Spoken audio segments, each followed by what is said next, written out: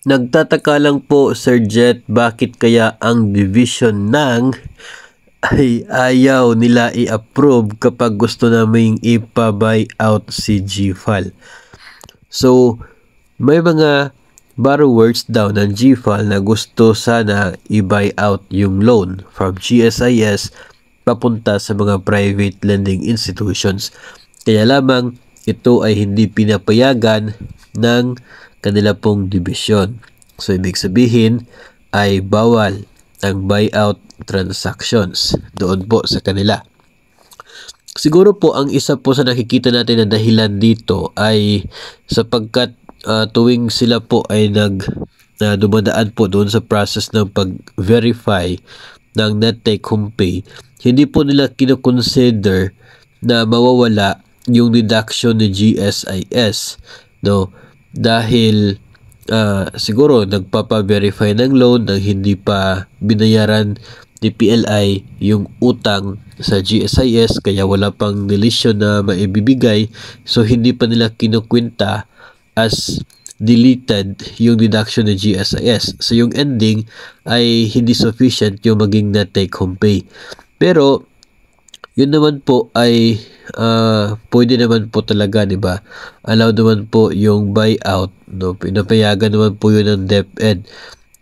Kaya lamang depende po yun sa agreement ng borrower at ng mga lenders. I'm not sure kung ano po yung actual na dahilan ng division po na ito kung bakit hindi po sila nag-allow ng buyout sa GFAL.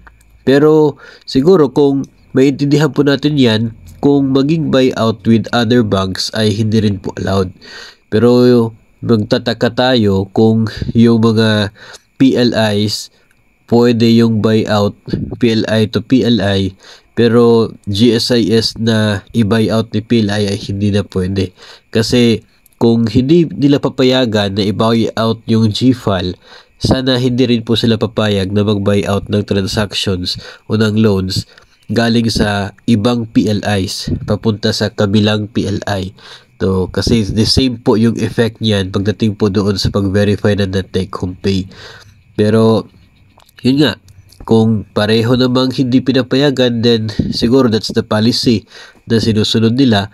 Pero kung tanging GFAL lang yung hindi pinapayagan, ay siguro dapat meron po silang sapat na dahilan na kanila pong ipapaalam sa mga borrowers kung bakit hindi sila pumapayag na yung GSIS loans ay i-buy out ng mga bangko. Si GSIS naman, sa napapansin po natin, ay willing naman na nagbibigay ng SOA, no?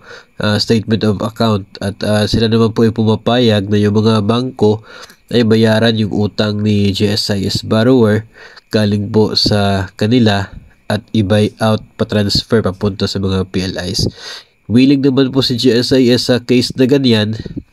Siguro hindi po natin alam yung division po ninyo talaga yung makakasagot yung exact reason nila kung bakit hindi sila pumapayag na i-buy out ang GFAL papunta sa mga lending institutions.